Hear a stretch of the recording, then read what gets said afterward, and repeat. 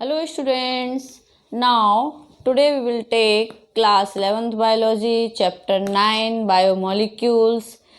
In biomolecules we have discussed enzymes because before parts में जो अपन ने बनाए थे, इससे पहले जो पार्ट्स मैंने अपलोड किए आपको, उनमें प्रोटीन, कार्बोहाइड्रेट, लिपिड, इस तरह से ऑल टॉपिक्स को इस चैप्टर के अपन डिस्कस कर चुके हैं। न्यूक्लिक एसिड को भी कर लिया है अपन ने। ओके, नाउ लास्ट टॉपिक अपना इसमें यही रह गया है एंजाइम्स का। एंजाइम्स थोड़ा सा बड़ा भी है, इसलिए अपन थोड़ा सा इसको डिटेल में यहाँ पर पढ़ेंगे। Okay, now enzymes, what is enzyme? कोई भी ऐसा केमिकल जो किसी भी रिएक्शन के रेट को इंक्रीज करेगा विदाउट या बिना उस रिएक्शन में पार्टिसिपेट किए। मीन्स ये रिएक्शन में पार्टिसिपेट नहीं करते, बट इनकी प्रेजेंस ही वहाँ कंपलसरी है। मतलब ये प्रेजेंट रहकर, तो इनकी जो प्रेजेंस है वो वहाँ पर कंपलसरी है। यदि ये उस रिएक्शन में कोई भी एंजाइम प्रेजेंट है, इट मीन्स वो रिएक्शन के रेट को कहीं ना कहीं इफेक्ट करेगा। इफ़ हम अपनी एनसीईआरटी में मेंशन है, almost all enzymes are protein. I think मैंने आप लोगों को प्रोटीन जब डिस्कस किया था अपन ने, तब भी मैंने ये चीज़ आपको बोली थी। ऐसा इसलिए बोला जाता है बच्चों, बिकॉज जो 23 srRNA एक ऐसा एंजाइम है, या एक एंजाइम हम ये ले सकते हैं, ये न्यूक्लिक एसिड है, बट यहाँ यह एक कैटलिस्ट की तरह वर्क करता है, काम करता है, जिससे अपन राइबोजाइम भी कहते हैं। क्या कहते हैं? राइबोजाइम। ठीक है ना, राइबोजाइम भी अपन इसको कहते हैं। नाउ बेसिकली ये प्रोटीन तो नहीं है, ये न्यूक्लिक एसिड है ना, और आरएनए है। अब इसको अपन ने क्या कहा? आरएनए है। राइबोसोम तो है बट प्रोटीन नहीं है, बट ये एंजाइम है। मतलब मैंने कहा ना, almost all enzymes are protein, but कुछ ऐसे जो है इसमें एक्सेप्शंस हैं जो प्रोटीन नहीं है बट एंजाइम है ना। तो ये न्यूक्लिक एसिड है लेकिन एंजाइम है ना, प्रोटीन नहीं है। ठीक है ना। सो इसीलिए अपन ये सेंटेंस ऑलवेज रिमेंबर रखते हैं, almost all enzymes are protein. Means all तो नहीं बट मोस्टली सारे एंजाइम्स प्रोटीन होते हैं, लेकिन अपन ये भी नहीं कह सकते कि 100% होते हैं। ओके, तो इट मीन्स क्या हुआ अपना, अपन थोड़े से कैरेक्टर्स को भी यहाँ पर यदि डिस्कस करना चाहें ना, तो कर सकते हैं एंजाइम्स के, कि भाई एंजाइम्स क्या हैं। एंजाइम्स को मैंने कहा कि enzymes are protein that catalyst. जितने भी कैटलिस्ट हैं, कैटलिस्ट को अपन स्टडी करते हैं ना, वहाँ पर क्या स्टडी करते हैं अपन कैटलिस्ट की? As a enzyme. Catalyst the biomolecule reaction in living cells, hence they called biocatalyst. Second character अपन डिस्कस कर सकते हैं, they are specific for their substrates, that is enzyme. Each enzyme catalyze of the reaction of only one substrate, and this is due to the configuration of the active site of the protein. Each enzyme requires a specific optimum pH and temperature. Enzymes acceleration reaction by reducing the activation energy. ये जो सब मैंने आपको 3-4 characteristic इसके features हैं, एक तरह से अपन ऐसा कह सकते हैं। नाउ बच्चों, व्हाट इज द एंजाइम? अभी अपन इतना कुछ डिस्कस कर लिया ना यहाँ अपने, तो ये किस तरह से रिएक्ट करेंगे? Now we will talk about any one enzyme. तो इनके पास एक एक्टिव साइट होती है जहाँ पर आकर सबस्ट्रेट बाइंड करता है। कैसी होती है एक्टिव साइट? अभी आपने आरबीएससी बोर्ड में भी जो पहले एक बुक चलती थी इन लोगों की, बायो की, उसमें इस तरह से एंजाइम का डिटेल बहुत अच्छे से दे रखा है ना। तो जैसे ये एंजाइम है, और एंजाइम एक्टिव साइट होती है जहाँ पर आकर सबस्ट्रेट बाइंड करता है। ठीक है, तो ये इसकी कौन सी साइट हो गई? ये एक्टिव साइट हो गई इसकी। यहाँ अपन लिख लेते हैं, थोड़ा सा आपको याद भी रहेगा। आप चाहे ना तो अपनी बुक में थोड़ा सा पेंसिल से वहीं पर लिख सकते हैं या नोट्स भी बना सकते हैं इनके। एक्टिव साइट हो गई है इसकी। अब सबस्ट्रेट, मैंने कहा आपसे कि सबस्ट्रेट जहाँ पर आकर बाइंड करता है, तो मैंने यहाँ एक सबस्ट्रेट बनाया, इसको थोड़ा सा मैं हटा देती हूँ अभी। यहाँ मैंने एक सबस्ट्रेट बनाया, ये अपना सबस्ट्रेट है, ठीक है।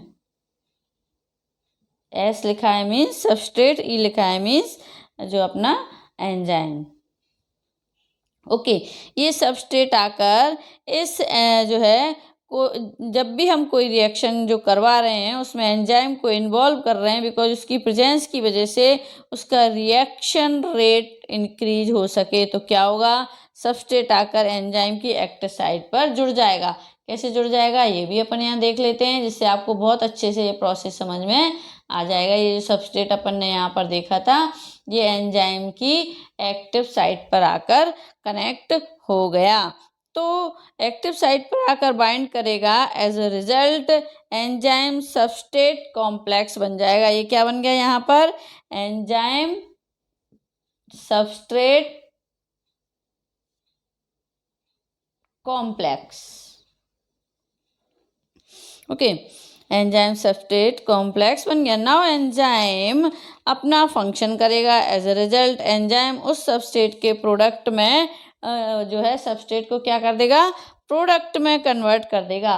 प्रोडक्ट में कन्वर्ट करते ही क्या होगा, एंजाइम उससे दूर हट जाएगा और प्रोडक्ट अलग हो जाएगा। मतलब जो सबस्ट्रेट था ना, वो प्रोडक्ट में कन्वर्ट हो जाएगा। अब यहाँ पर एंजाइम की प्रेजेंस की वजह से जो सबस्ट्रेट था वो एंजाइम की एक्टिव साइट से बाइंड किया उसने, और एंजाइम ने उसको प्रोडक्ट बना दिया, और एंजाइम वहाँ से हट जाता है या सेपरेट हो जाता है।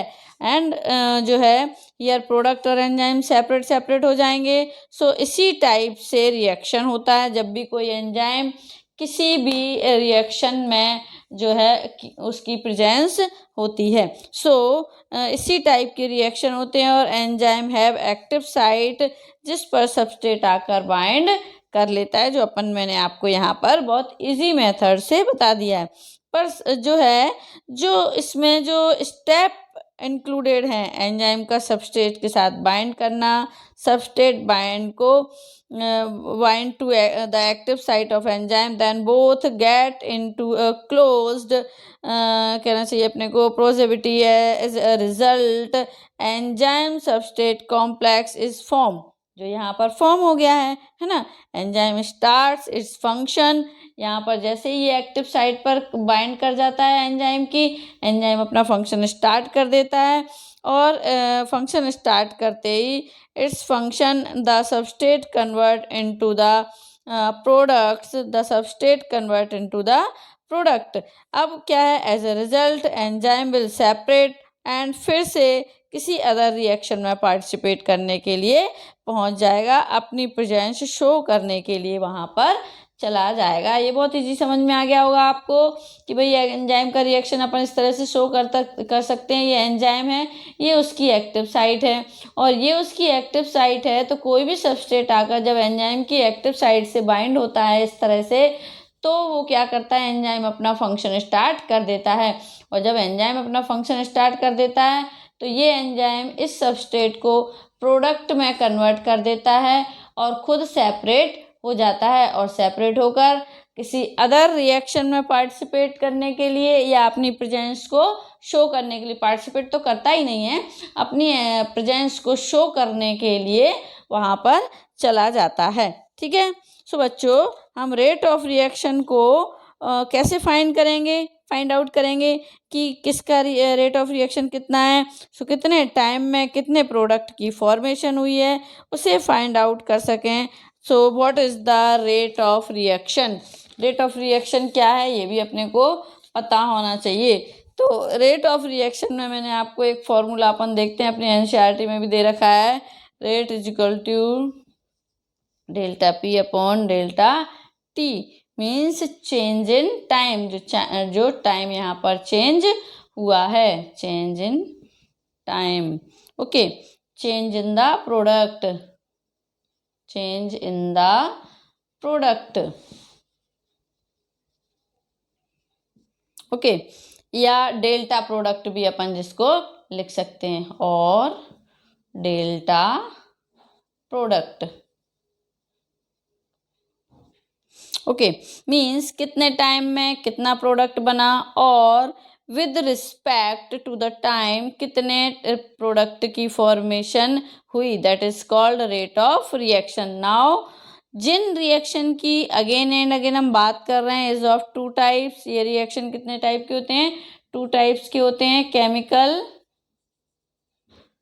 केमिकल रिएक्शन नंबर 1 और नंबर 2 फिजियोलॉजिकल रिएक्शन या physical reaction, sorry physical reaction.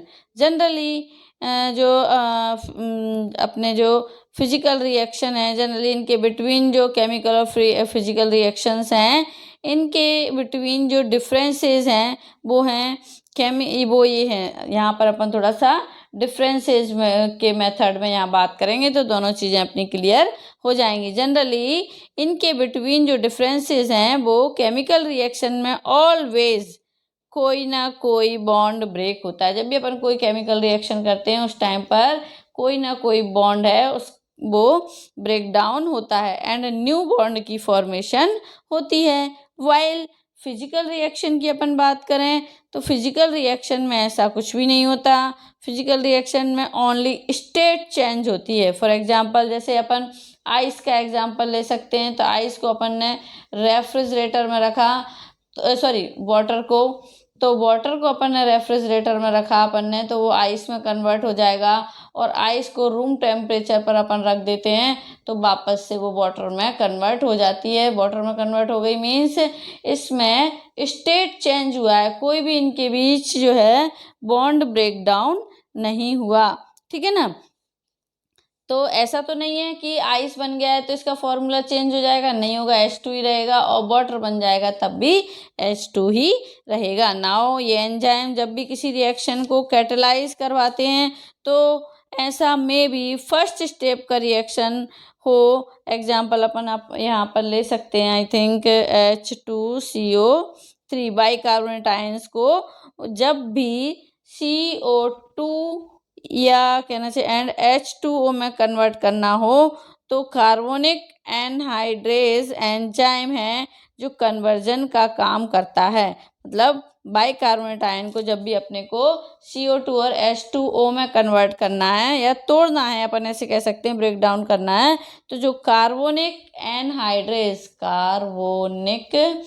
Anhydrase एक एंजाइम होता है जो इस कन्वर्जन का काम करता है। मतलब फिक्स है उसका काम कि वो कन्वर्जन करने का काम करता है। या फिर जब भी CO2 एंड H2O जो है कंसंट्रेशन बढ़ जाता है, अपने ब्लड में इंक्रीज हो जाता है, तो उस टाइम बाइकार्बोनेट आयन में भी कन्वर्ट कर देता है, मीन्स रिवर्सिबल रिएक्शन करता है।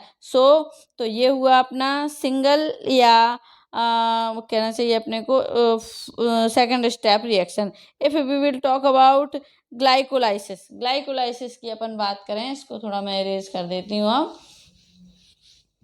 ग्लाइकोलाइसिस, तो ग्लाइकोलाइसिस की यदि मैं बात करूं तो इसमें लॉट ऑफ एंजाइम है और 10 स्टेप का प्रोसेस है। लॉट ऑफ तो एंजाइम है इसमें, है ना, और 10 स्टेप्स आते हैं इसके पूरे प्रोसेस में। तो 10 प्रोसेसेस हैं इसमें, तो 10 स्टेप्स हैं, सॉरी। नाउ इसमें 1 एंजाइम या स्टेप में काम नहीं हो पाता, then we can say enzyme single step multi step के भी रिएक्शंस को कैटेलाइज करवा सकते हैं। मतलब ऐसा नहीं है कोई इजी अपन सिंपल रिएक्शन ले लें और एंजाइम को प्रेजेंस उसमें कर दें और स्टेप हो गया कंप्लीट और रिएक्शन हो गया, ऐसा भी होता है। जैसे अपन ने ग्लाइकोलाइसिस का एग्जांपल लिया, इसमें लॉट ऑफ एंजाइम्स होते हैं और लॉट ऑफ एंजाइम्स होते हैं तो वहाँ पर मल्टी स्टेप्स हो जाते हैं। मैंने कहा ना 10 स्टेप्स में ये प्रोसेस कंप्लीट होता है। इट मीन्स क्या है, मल्टी स्टेप रिएक्शंस को भी कैटेलाइज करवा सकते हैं। मैनी टाइम्स ऐसा भी होता है कि बोथ जो स्टेप को सेम एंजाइम कर रहा होता है। जैसे एग्जाम्पल दिया अपन ने अभी कार्बोनिक एनहाइड्रेस का, जो अभी इससे जस्ट पहले अपन ने स्टडी किया है। वो क्या करता है, CO2 प्लस H2O लिया मैंने यहाँ पर, तो H2CO3 मतलब बाइकार्बोनेट में भी कन्वर्ट कर देता है। और जब ज़रूरत पड़ती है, बट बाइकार्बोनेट आयन का कंसंट्रेशन जब इंक्रीज हो जाता है, तो यही एंजाइम इनको वापस से CO2 और H2O में कन्वर्ट कर देता है या चेंज कर देता है। बट ग्लाइकोलाइसिस में डिफरेंट स्टेप में डिफरेंट एंजाइम भी प्रेजेंट होते हैं। सो एंजाइम सिंगल स्टेप और मल्टी स्टेप भी कैटालाइटिक रिएक्शंस को कर सकते हैं। ठीक है ना। तो अब अपन यहाँ पर नेक्स्ट लेते हैं, इसका जो है एक ऐसा रिएक्शन अपन यहाँ पर लें कि जिसमें हम एंजाइम की इन्वॉल्वमेंट है ना। और सेकेंडरी रिएक्शन जिसमें एंजाइम की इन्वॉल्वमेंट नहीं होती, डेफिनेटली कोई ना कोई डिफरेंस तो होगा ही, है ना। फॉर एग्जांपल मिल्क का एग्जांपल लें अपन। मिल्क में यदि अपन हॉट मिल्क लेते हैं, यहाँ पर हॉट मिल्क और कोल्ड मिल्क, टू चीज़ें ले लेते हैं अपन, टू टाइप का मिल्क अपन यहाँ यूज़ कर लेते हैं। अब ये हॉट मिल्क और जो है हॉट मिल्क में हम 2 स्पून शुगर यहाँ पर ऐड करते हैं, 2 स्पून शुगर अपन ने ऐड करें। और सेकंड कोल्ड मिल्क में भी अपन ने 2 स्पून ही किया, है ना, जो है शुगर यूज़ किया यहाँ पर या ऐड कर दिया इसमें। तो क्या होगा, मिक्स करेंगे इन दोनों को अपन। तो जब मिक्स करेंगे ना अपन किसी भी उसमें ग्लास में अपन ने इसमें हॉट लिया, इसमें कोल्ड ले लिया और इसमें अपन ने शुगर डाल दी, ठीक है ना। तो क्या होगा, जब जो है अपन ने जो हॉट मिल्क था अपना, जनरल सी बात है, हम जनरल लोकल डेली अपनी लाइफ में भी देखते हैं कि हॉट मिल्क में शुगर जो है वो जल्दी मिक्स हो जाएगी, राइट, बिकॉज हमने उसको हीट दे रखी है।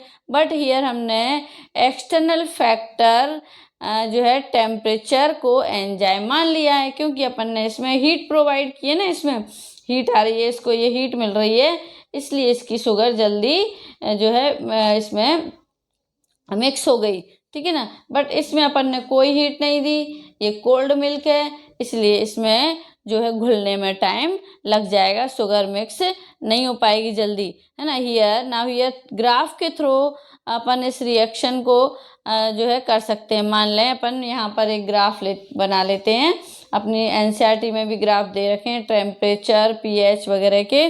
तो यहाँ मैंने लिया, ये अपनी ट्रांजिशन साइट है ना। ये कौन सी साइट है, ट्रांजिशन साइट। ये तो हो गया अपना टाइम इसमें। और ये एक्टिवेशन एनर्जी है यहाँ पर, एक्टिवेशन एनर्जी, ठीक है ना। और ये ट्रांजिशन साइट है अपनी। ट्रांजिशन साइट में अपन ने देखा, यहाँ पर मैं एक ग्राफ बनाती हूँ, जैसे फॉर एग्जांपल इस तरह से अपन ने ये ग्राफ बनाया, आपके एनसीईआरटी में भी है ये ग्राफ। यहाँ से अपन लेते हैं दूसरा, ये इस तरह से ये अपना ग्राफ बन जाता है, ठीक है। और दूसरा मैं इधर से ही बनाऊँ तो ये इधर से ये बन गया अपना, यहाँ से यहाँ से यहाँ से यहाँ से, ठीक है। अब मैंने कहा कि इसमें जो कहना चाहिए, ग्राफ के थ्रू जब अपन इसको स्टडी करेंगे तो मान लें कि किसी रिएक्शन में हमने किसी एंजाइम को ऐड नहीं किया, और एंजाइम को ऐड नहीं किया मीन्स क्या हुआ कि यहाँ से वो एनर्जी, देखिए एनर्जी का लेवल कितना हो गया, यहाँ तक पहुँच गया। अब एक्टिवेशन एनर्जी, और यदि मैं कहूँ, है ना, इट मीन्स क्या हुआ कि विदाउट एंजाइम जो एक्टिवेशन एनर्जी है वो ज़्यादा लग रही है, वाइल जो अपन ने हॉट और उसका एग्जांपल लिया था ना, हॉट मिल्क में एंजाइम जो है एनर्जी कम लग रही है, टाइम भी कम लगेगा। हियर हमने सबस्ट्रेट एंजाइम को ऐड किया है, उसके साथ साथ अपन ने क्या किया है, एक्टिविटी भी चलती रही। बीच में जो पॉइंट हैं they are called transition state. और अब मैंने कहा था कि जो एंजाइम है सबस्ट्रेट प्लस एंजाइम, तो सबस्ट्रेट कॉम्प्लेक्स बन जाएगा, और सबस्ट्रेट कॉम्प्लेक्स एंजाइम जब एंजाइम इस पर अपना फंक्शन स्टार्ट कर देगा तो ये प्रोडक्ट में कन्वर्ट कर देता है। तो ये ग्राफ ये शो कर रहा है कि ये वाला जो आपको ग्राफ दिख रहा है ना, यहाँ आपको एनर्जी का लेवल ज़्यादा दिख रहा है, तो इट मीन्स क्या हुआ कि इसमें अपन ने कोई एंजाइम की प्रेजेंस शो नहीं की। इट मीन्स यहाँ पर जैसे मैंने समझ लीजिए कोल्ड मिल्क का है ये, यहाँ मैं शुगर ऐड कर रही हूँ, एनर्जी लग रही है, बट शुगर मिक्स नहीं हो रही है। यहाँ मैंने हॉट मिल्क का एग्जांपल ले लिया। इट मीन्स टेम्परेचर यहाँ पर एज ए एंजाइम वर्क कर रहा है, अपनी प्रेजेंस शो कर रहा है, तो एनर्जी भी कम यूज हो रही है और टाइम भी कम यूज हो रहा है। यहाँ से देखिए आप, यहाँ से निकल जाता है तो टाइम भी कम लग रहा है। इट मीन्स क्या हुआ, जो as a temperature as a enzyme यहाँ पर अपना फंक्शन परफॉर्म कर रहा है। ठीक है ना। नाउ अब ये तो ठीक है, प्रोडक्ट बन जाएगा, सेपरेट हो जाएंगे। नाउ इन सभी को परफॉर्म करने के लिए एक ऑप्टिमम टेम्परेचर या पीएच अपने को चाहिए होता है। तो मैंने आपको टेम्परेचर का बताया, अभी मैं पीएच का भी बताऊंगी आपको। तो पीएच चाहिए होता है और एक ऑप्टिमम पॉइंट, मतलब एक जो फिक्स पॉइंट होता है ना, उस फिक्स पॉइंट या पर टेम्परेचर या पीएच को जब अपन कम या ज़्यादा करते हैं तो जो रेट ऑफ रिएक्शन है वो फर्दर इंक्रीज नहीं होगा। नाउ ग्राफ के थ्रू देखते हैं अपन, ये एनसीईआरटी में भी गिवन है कि जैसे मैंने कहा कि ये मेरा पीएच का ग्राफ है, ये एक ऑप्टिमम टेम्परेचर हो गया। अब मैं यदि इसके ऊपर भी इसमें और पीएच बढ़ा दूं तो क्या होगा, उससे उसका रिएक्शन का रेट नहीं इंक्रीज नहीं होगा, बल्कि धीरे धीरे डिक्रीज ही होने लगेगा, एक पॉइंट पर जाकर फिक्स हो जाएगा। ठीक है ना। ऐसे ही टेम्परेचर के फॉर्म में देखें तो टेम्परेचर के जो है प्रेजेंस में एक जो एक फिक्स टेम्परेचर पर पहुंचकर, पीक पर पहुंचकर क्या होगा, उसके बाद कितना भी टेम्परेचर अपन यहाँ पर हाई कर दें, बट उसके बाद रिएक्शन पर कोई जो है इफेक्ट नहीं होगा, है ना। तो ये क्या हो गया, एक ऑप्टिमम टेम्परेचर या पीएच के रिस्पेक्ट में अपन यहाँ पर देखते हैं, जो ग्राफ के थ्रू अपन ने यहाँ पर स्टडी किया है। थोड़ा बहुत आप लोग एनसीईआरटी से भी स्टडी कर सकते हैं ना। जैसे मैंने पीएच के बताया, पीएच में भी जैसे 6 to 8 पीक पॉइंट है पीएच में, है ना, 6 to 8 ले लिया मैंने। अब इसके बाद में कितना भी बढ़ाती रहूं ग्राफ देख, तो जो पीक पर आकर रिप्रेजेंट करती है एंजाइम की जो पीएच है वो, फॉर एग्जांपल जैसे मैंने यहाँ पर सेलाइवरी ले ली, सेलाइवरी की जो पीएच है वो 6.8 समथिंग होती है। अब मैं इसको 10.8 कर दूं, अब मैंने इसको ऑब्जर्व किया तो क्या इसकी एक्टिविटी इंक्रीज हुई? नो, बल्कि डिक्रीज हो गई। वाई? बिकॉज एक ऑप्टिमम टेम्परेचर या पीएच पर एंजाइम की एक्टिविटी ऑब्जर्व करेंगे तो मैक्सिमम होती है, और मैक्सिमम होती है बट कम या ज़्यादा कर दें तो वो अपनी एक्टिविटी को कंफर्म नहीं कर पाएगा। सेम ऐसे ही इफ़ हम टेम्परेचर को हाई और हायर कर दें तो एंजाइम क्या होगा, डीनेचर हो जाता है। डीनेचर हो जाता है मीन्स हाई टेम्परेचर पर एंजाइम डीनेचर हो जाते हैं। Along with this concentration gradient का ग्राफ भी एनसीईआरटी में अपने गिवन है। ये 3 ग्राफ अपने को उसमें दे रखे हैं अपनी एनसीईआरटी में। फॉर एग्जांपल अपन ने 1 ग्लास वाटर में शुगर को ऐड करना स्टार्ट किया, फिर वही अपने पास उस तरह से चीज़ आ गई कि 1 ग्लास वाटर लिया अपन ने यहाँ पर, और इसमें मैंने शुगर को ऐड करना स्टार्ट किया। शुगर को मैंने ऐड करना स्टार्ट किया तो क्या होगा, ये जब तक शुगर इसमें ऐड करेंगे 1 2 3 5 6 10 स्पून तक में भी शुगर इजीली डिजॉल्व होती जाएगी इस वाटर में। बट 11 नंबर का जब अपन स्पून का शुगर जो है इसमें अपन ऐड करेंगे तो हो सकता है वो 11 नंबर पर जाकर इसकी कैपेसिटी ख़त्म हो जाए उसको डिजॉल्व करने की, नहीं घुल पाएगा पूरी तरह से। इफ़ मीन्स जो सॉल्यूशन है वो कैसा हो जाएगा, सैचुरेटेड हो जाएगा। ये बच्चों आप लोगों ने 9th क्लास में बहुत अच्छे से ये सब चीज़ें पढ़ी हैं, सैचुरेटेड और अनसैचुरेटेड। तो हियर एक ग्राफ से देखते हैं अपन कि मैंने कहा कि भाई ये ग्राफ है और ये अपने को प्रोग्रेस दिख रहा है इसमें, और ये अपन यहाँ से लेते हैं तो इस तरह से ये आ गया अपना, और ये इस तरह से पूरा आ जाएगी वेलोसिटी यहाँ पर अपन मेजर करते उसकी। तो ठीक है ना। हियर एक ग्राफ में हाफ बी मेड्स शो हो रही है। इसमें क्या होता है, रिप्रेजेंट करते हैं, ऐसा भी कह सकते हैं, इसमें रिप्रेजेंट कर रहे हैं सबसे पहले जो शुगर ऐड किया अपन ने, तो इनिशियली शुगर इसमें अच्छे से ऐड होता गया, बट एक सर्टेन पॉइंट ऐसा आया कि उस पर सॉल्यूशन सैचुरेटेड हो जाता है। उसके बाद आफ्टर दैट सबस्ट्रेट जो है अपना का कंसंट्रेशन कितना भी इंक्रीज कर दें तो भी कोई इफेक्ट नहीं होगा। ये अपने को यहाँ प्रोग्रेस दिख रही है ना, इसकी कोई इफेक्ट नहीं होगा यहाँ से, बल्कि ये कम ही होने लगेगा, है ना।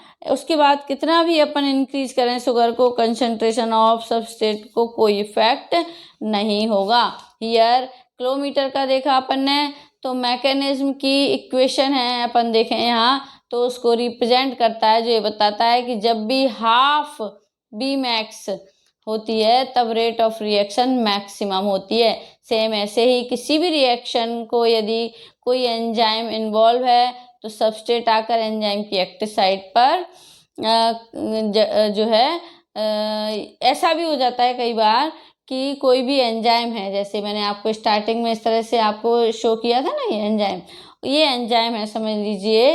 अब क्या हुआ यहाँ पर, इसकी एक्टिव साइट पर आकर जो है सबस्ट्रेट की जगह कोई अदर मॉलिक्यूल यहाँ आकर जुड़ जाता है।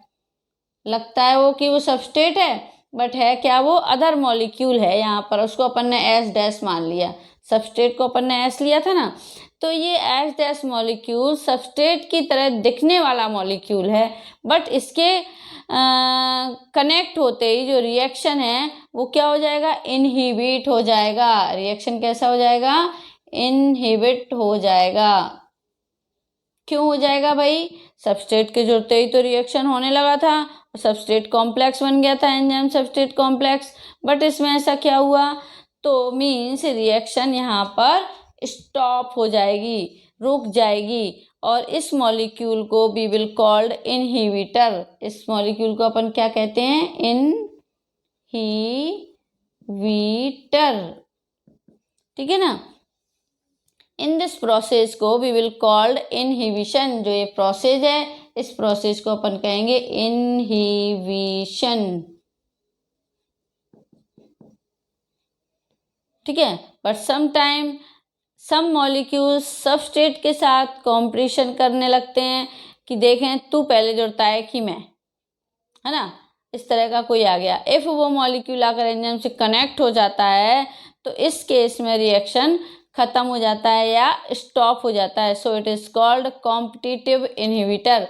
मतलब वो कहेगा कि नहीं भाई यहाँ पर सबस्ट्रेट भी है और जो मॉलिक्यूल भी है, ठीक है ना। अब भाई ये थोड़ा सा एक्टिव दिख रहा है मॉलिक्यूल, तो ये सबस्ट्रेट को पीछे धक्का दे देता है समझ लो, और खुद आकर एंजाइम की साइड से बाइंड कर जाता है। बाइंड तो कर जाएगा कंपटीशन करके उससे, तब जो क्या होगा, रिएक्शन स्टॉप हो जाएगा, और रिएक्शन स्टॉप हो जाएगा। इन दिस केस में अपन इसको क्या कहेंगे, कॉम्पिटिटिव इनहिबिटर, और this process is called competitive inhibition. For example succinic dehydrogenase is inhibited by कहना चाहिए अपने को मेलोड, है ना। तो ये तो हो गया अपना क्या जो ग्राफिकल रिप्रेजेंटेशन है वो अपन ने यहाँ पर कंप्लीट कर लिया है। नाउ अब अपन देखते हैं इसका, और भी बहुत सारा है अभी तो अपना इसमें एंजाइम में।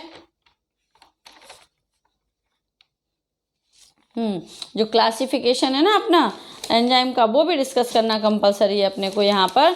तो अपन क्लासिफिकेशन देखते हैं यहाँ पर। Now we will discuss about the enzyme classification, ये भी कंपलसरी है।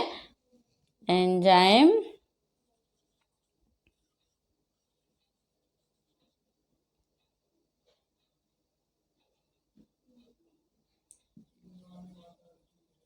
क्लासिफिकेशन, ठीक है ना। एंजाइम क्लासिफिकेशन में क्या है बच्चों कि एंजाइम क्लासिफिकेशन में देयर आर 6 क्लासेज या 6 कैटेगरीज में अपन ने इसको डिवाइड किया है। क्लासेज या कैटेगरीज भी अपन यहाँ पर लिख सकते हैं, कैटेगरीज में इसको अपन ने डिवाइड कर दिया है। नाउ अपन देखें फर्स्ट कैटेगरी क्या है इसकी, ऑक्सी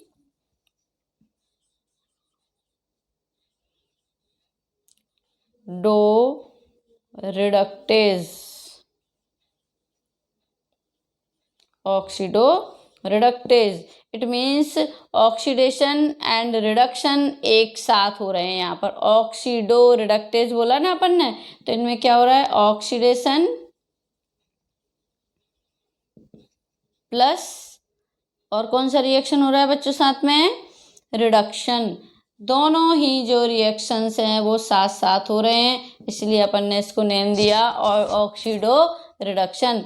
इन्होंने जो रिएक्शन किया, ये एज ए रिजल्ट जो S1 था वो ऑक्सीडाइज हो गया। मान लीजिए कि S ऑक्सीडाइज है ना, और प्लस S डैश रिड्यूस्ड है, तो क्या हुआ इनमें, तो मीन्स ऑक्सीडेशन और reduction simultaneously is going on.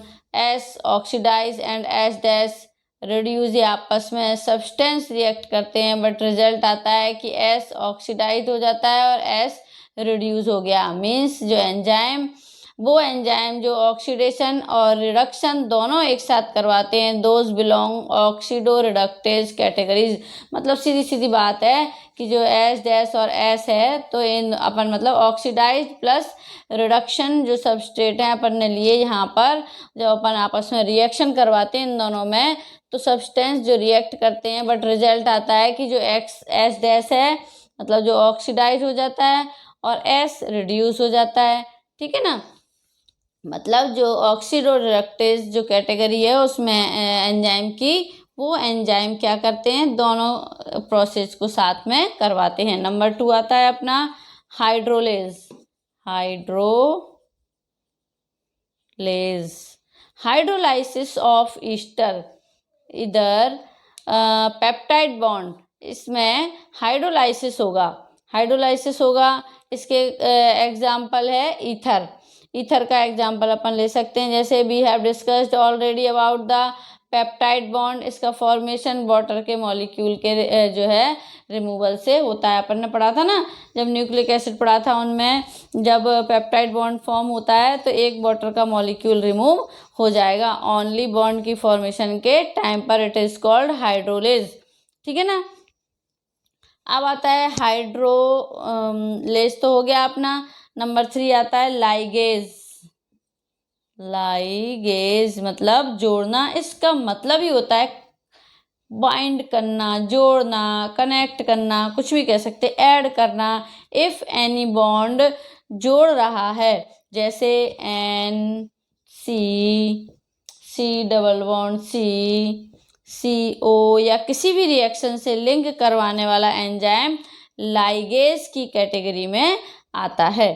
ठीक है, अब एक नेम और इसके थोड़ा सिमिलर जैसा दिखता है अपने को, लाइएज।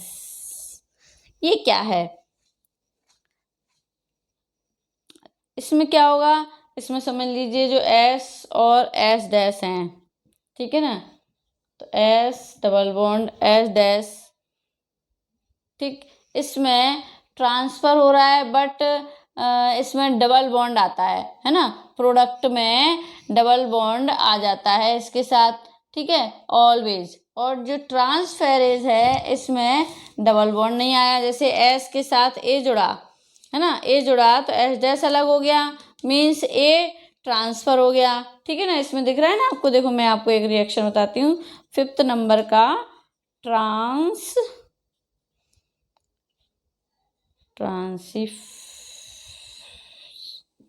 ठीक है, इसमें क्या होता है, इसमें जैसे मैंने S के साथ A को कनेक्ट किया तो A प्लस S डैश, तो S डैश है यहाँ पर, तो क्या होगा आगे जाकर ये वाला जो S है ना, S डैश, वो A के साथ कनेक्ट हो जाएगा और क्या होगा, S डैश इसके साथ बाइंड हो जाएगा, प्लस S अलग हो जाएगा, इससे सेपरेट हो जाएगा, है ना। तो क्या हो गया, मीन्स ट्रांसफर हो गया, सबस्ट्रेट के साथ A जुड़ गया तो S डैश अलग हो जाता है, अलग है, मीन्स A ट्रांसफर हो गया। आइसोमरेज आता है वो अपना, आइसोमरेज को देखेंगे अपन, तो आइसोमरेज में जब भी क्या होगा, पोजिशनल डिफरेंस आएगा किसी भी 2 मॉलिक्यूल्स के बीच में, मीन्स उनका केमिकल फॉर्मूला तो सेम रहेगा बट स्ट्रक्चर क्या मान लीजिए उसमें सेकंड कार्बन है, सेकंड कार्बन पर अपना यहाँ पर OH जुड़ा हुआ है और यहाँ अपना H हाइड्रोजन है। तो सेकंड किसी भी स्ट्रक्चर में सेकंड नंबर के कार्बन पर यदि हाइड्रोजन आ जाएगा तो क्या होगा, इट मीन्स वहाँ पर स्ट्रक्चर में चेंज आ जाएगा, ठीक है ना, मतलब दूसरे कार्बन पर हाइड्रोजन आ जाएगा, ये होता है आइसोमरेज। तो बच्चों अपन ने यहाँ पर कौन कौन से देखे, ऑक्सीडो रिडक्टेज, हाइड्रोलेज, और कौन सा देखा हाइड्रोलेज के बाद, यहाँ पर हाइड्रोलेज के बाद अपन देखेंगे यहाँ पर लाइगेज, जिसके नेम से ही पता चल रहा है ये बाइंड करने या जोड़ने के काम आता है।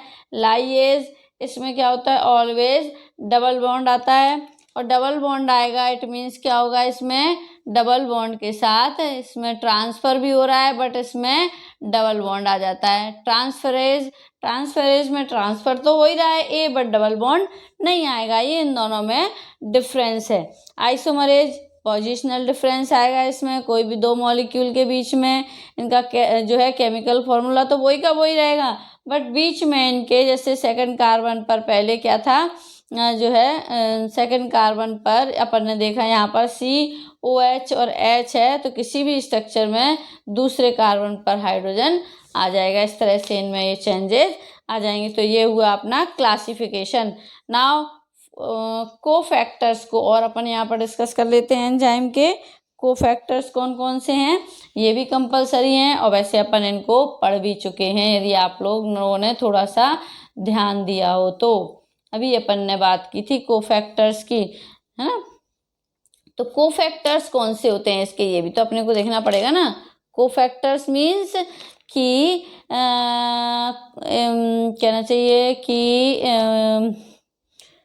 जो इनको अफेक्ट करते हैं, ठीक है ना, किसको, एंजाइम्स को। तो ये अपना लास्ट टॉपिक है इस चैप्टर का, cofactor. How many types of cofactors, इनके फंक्शन क्या हैं। So cofactors is of 3 types. Now as I told you, enzyme किसी भी रिएक्शन के रेट को इंक्रीज कर देते हैं विदाउट एनी पार्टिसिपेशन, मतलब पार्टिसिपेट नहीं करते, बट फिर भी इनकी प्रेजेंस से उस रिएक्शन की जो रेट है वो उसमें चेंजेस आ जाते हैं, है ना, सिर्फ इनकी प्रेजेंस के बेस पर।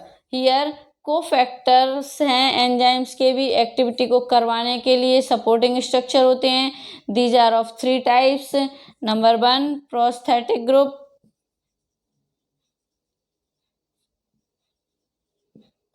प्रोस्थेटिक ग्रुप, ठीक है। प्रोस्थेटिक ग्रुप मीन्स ये टाइटली पैक्ड होते हैं या बाइंड होते हैं एंजाइम के साथ। जैसे एग्जाम्पल यहाँ पर ले सकते हैं पेरोक्सीडेज है ना, जिसमें आता है अपना हीमोग्लोबिन का ले सकते हैं, हीम प्लस ग्लोबिन, ठीक है। आता है नेक्स्ट अपना आता है मेटल्स आयन,